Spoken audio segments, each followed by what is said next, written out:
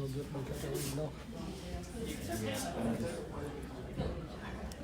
Just want to make sure if they said there's any undercovers here that we already should. Oh, I don't excuse me. Probably not that. Excuse me.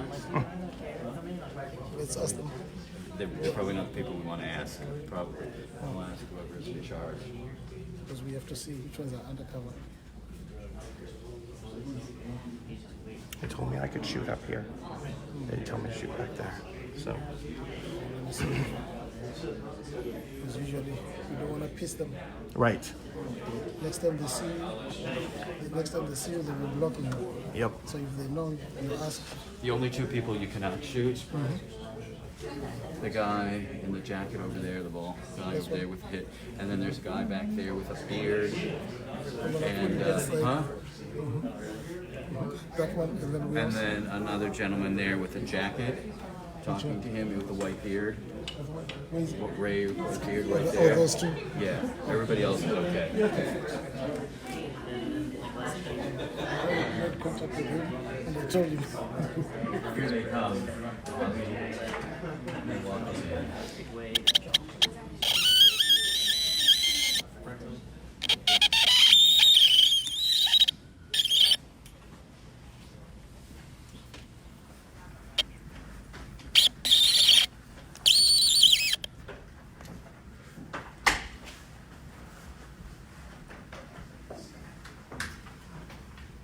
Good afternoon.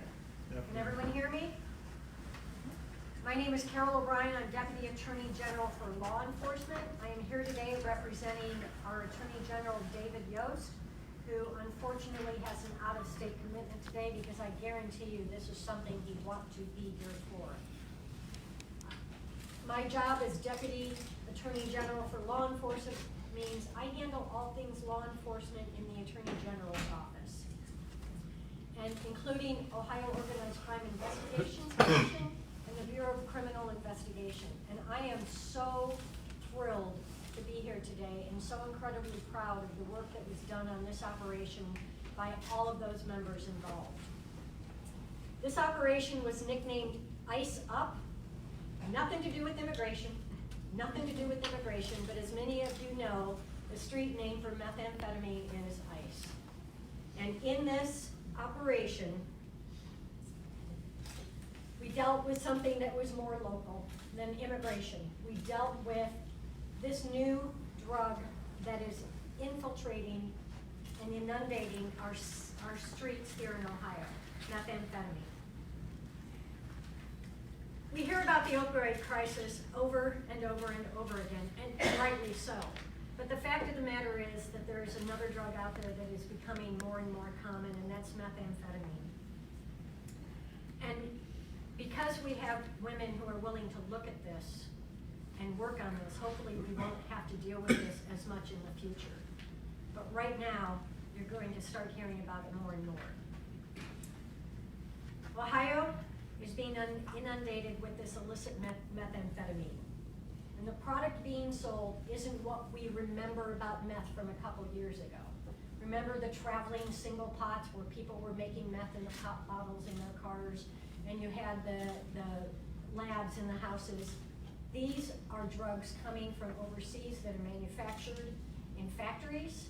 They're being brought in illegally through our borders, and they are being brought into Ohio and trafficked on our streets, resulting in havoc around the state.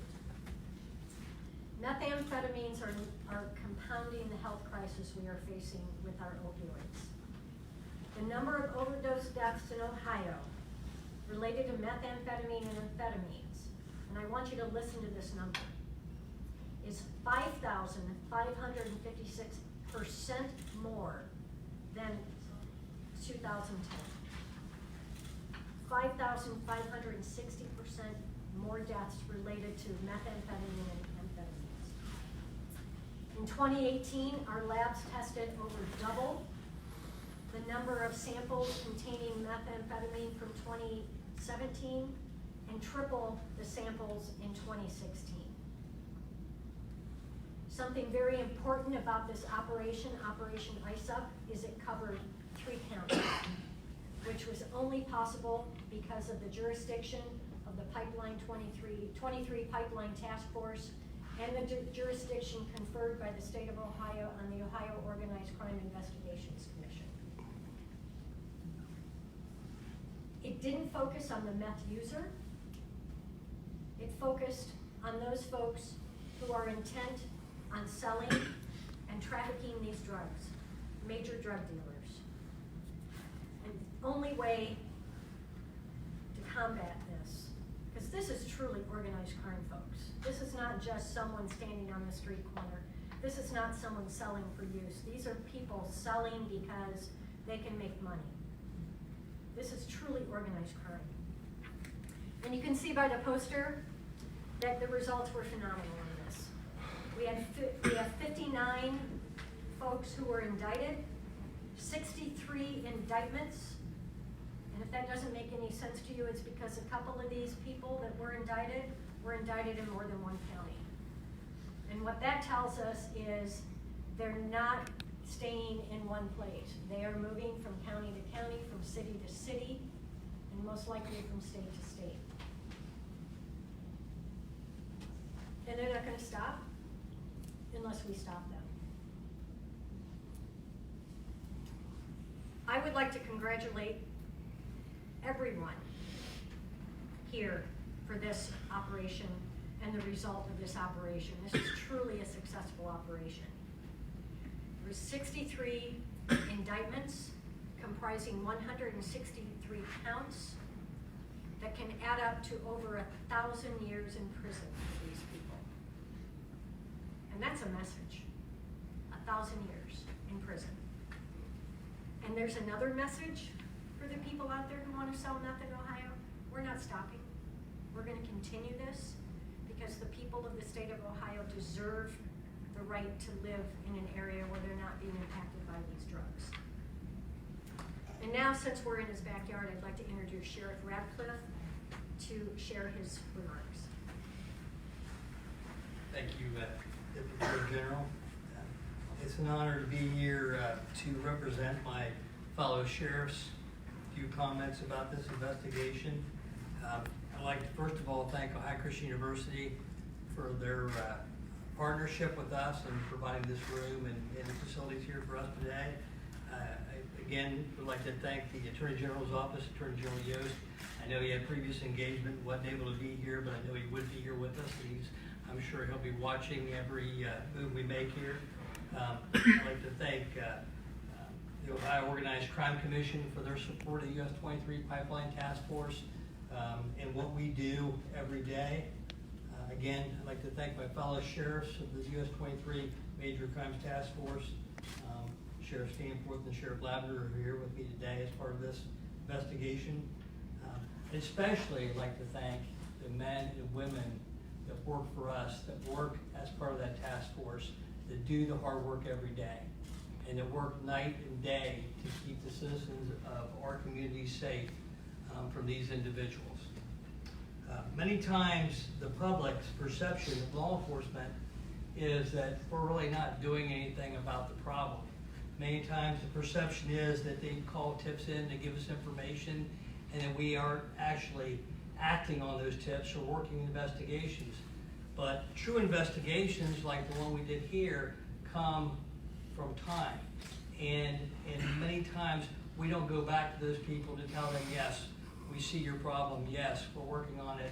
This was a long-term investigation. This investigation spanned over multiple months and in multiple counties. And the reason why that is because the objective of Operation Ice Up was to follow the food chain. We weren't looking to take those individuals that are drug addicted off the street. We do that every day. We can knock in doors and we can make people feel good and we can take these people into jail, but they're going to be out on Monday and we're going to start the cycle all over again. We've got to stop it as far up the food chain as we can go. And that's what we've attempted to do here over this multi-month investigation. By doing the long-term investigation, we can build a stronger case and build a case that assists our courts and our prosecutors and our judges in being able to put these people away. Many times when we charge people that we take off the street, our judges' hands are tied, our prosecutors' hands are tied, and the public doesn't understand that. We as law enforcement understand that, and we, in an investigation like this, we can charge these people with the charges that we can put these people away for a long time. That hopefully in our careers we won't have to deal with them again. And we can take those people that provide drugs to our community, put them away, and maybe stop the flow. There's no 100% of anything. But this investigation, as you can see by the number of people on that board and number of charges that were indicted in our various counties, these people are going to be going away for a long time. You're not going to be dealing with them getting out on Monday morning. This investigation focused on criminal enterprises in all of our counties involving stolen guns, various drugs, and as the Assistant Attorney General said, primarily methamphetamine, ice. This again was not the ice, this is not the methamphetamine that we dealt with years ago before the heroin crisis. This is coming from the same place our heroin came from. It's coming from Mexico. It's coming up through the same channels as did. This is an ever-evolving thing. We shut down one drug and we face another. We as law enforcement understand that, and working with our partners, with BCI, with the Attorney General's office, with organized crime, with our prosecutors, our courts, we can deal with it. We're going to continue to deal with it. At this time, I'd just like to offer the opportunity for my fellow sheriffs, if you have anything you want to add. Sheriff Stanford? No, I appreciate everyone being here, but I think at this point, we're just going to be chewing cabbage twice. So we'd like to open it up for questions you might have. We're glad to answer those questions. Sure. How much of an impact did this make? I mean, along the corridor, along in each of your counties? Find out tomorrow. Mm-hmm.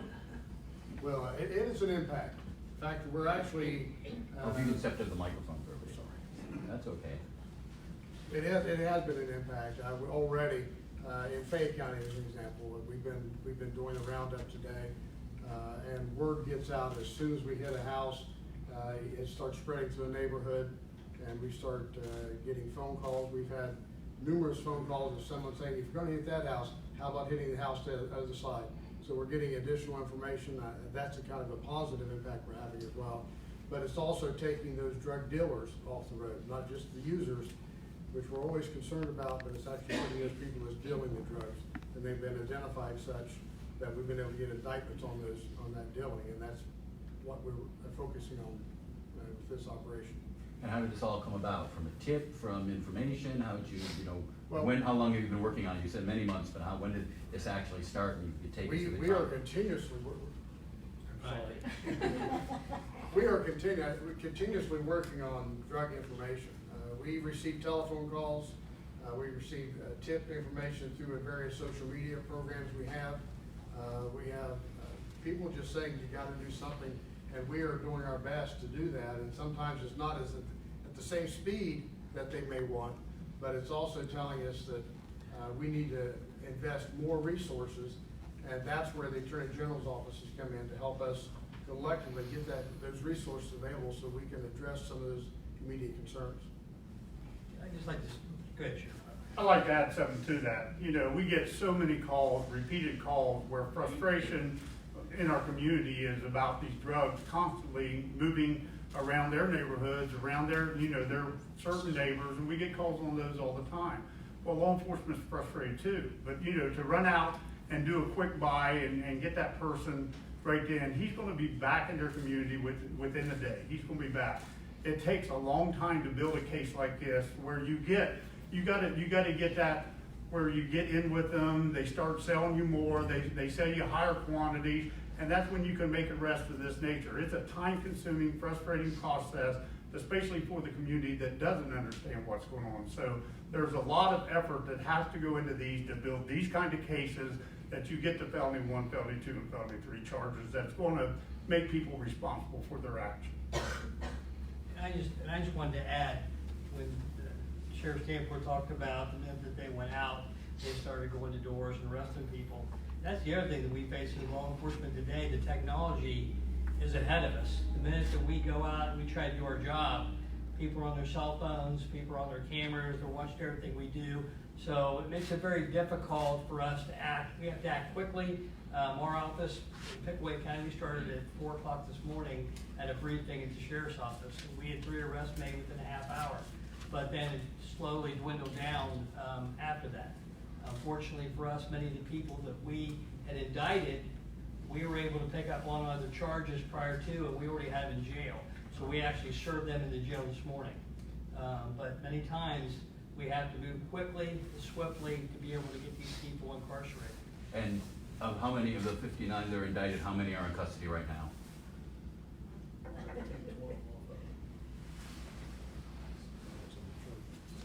If it's up to date, there's 13 that haven't been. We're still looking for Yeah. 10 in Ross County. We still have 2 in Pickaway.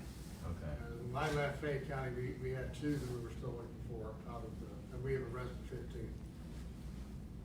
So that leaves how many? About 13. Some of those may have been picked up already.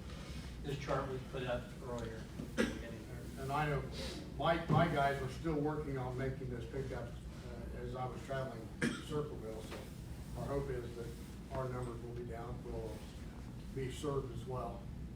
And on behalf of the other sheriffs too, and they can speak up, but I definitely want to praise the Attorney General's office, their analysts, the people that work for them, because we can't do this job alone. It takes a partnership, and fortunately, we've got a strong partnership in this task force, and with the assistance of the Ohio Organized Crime and the Attorney General's office, we've got strong partners on an everyday basis. All we have to do is pick up the phone, and we have the support that we need. Because again, not one of us can stand here alone and do what needs to be done. We have to do it as a partnership and to efficiently and effectively use our resources, and that's what we try to do every day. So you talked earlier about trying to target people that were up the food chain. I was wondering how exactly you would define that. These are the ones that we're getting, reports time and time again that they are majorly supplying a lot of drugs to the community. So what we do, our agents start, intervening there and seeing how much, we start with just, surveillance of the areas and see if there's a lot of traffic coming to those houses. Everybody will tell you, well, it's constant, but a lot of that time it's not. And a lot of these things, and the reason we can't find all these people, they move around a lot. They go from drug house to drug house. They go and sell at this house, and they'll move around. And they try to do that because they want to be avoided. And that's another reason that these drug cases take so long. You got to keep catching up with them where they're moving to, where they're working out of. So that's a lot of time and effort. But they do that for a purpose so that they don't get caught. And the other thing too is many times these people are unknown to us until we get the investigation and we start following the people that we're buying from, and then we move up farther. We ask for larger amounts of the particular drug, and that causes them to have to, they build trust in us, and then they start going to their suppliers, and we start going.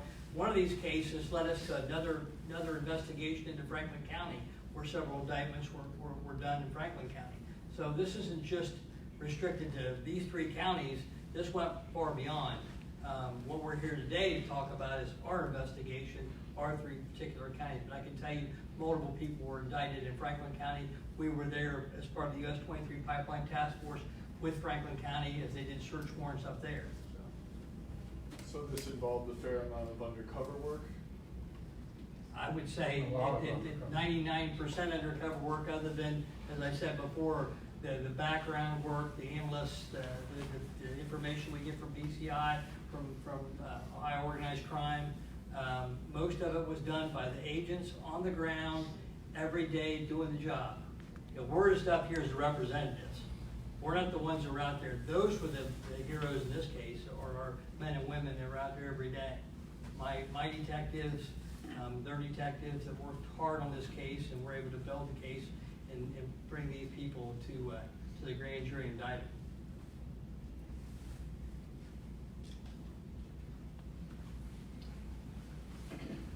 Are you finding that obviously we're going after the folks that are trafficking versus the normal user? Are you finding that once you take those the heavy dealers or the traffickers off the street, you know, it's kind of like terrorism. You cut the head off of one and, you know, two more grow. Are you finding that occurs, or is there kind of a time where there's maybe a little bit of a lull? There is no law. No law, no law. We can have somebody incarcerated, and by the time they get to the jail and post bond, the crime organization already has them replaced on the street. So they don't miss a beat. We know that, and we're dealing with that constantly. And that's why we deal not only with the users when they violate the law, but that gives us information, and we start tackling the fact that we know that the next guy's coming in taking over that territory. That's another part of the frustration, but again, we have to take them off one at a time. Get each one as it comes up. But we hope that by the detention charges that we're charging these people with, the cases that we've done with them will make the next people think about coming into our counties, and in fact in our communities, and making our citizens addicts. That's what we're trying to stop. It's not that we're trying that other people don't have the same issue, because we're all facing it. But we want them to be afraid to come to Pickaway. We want them to be afraid to come to Ross and to Frank or to Fairfield or Fayette County. I got a lot of F counties around here.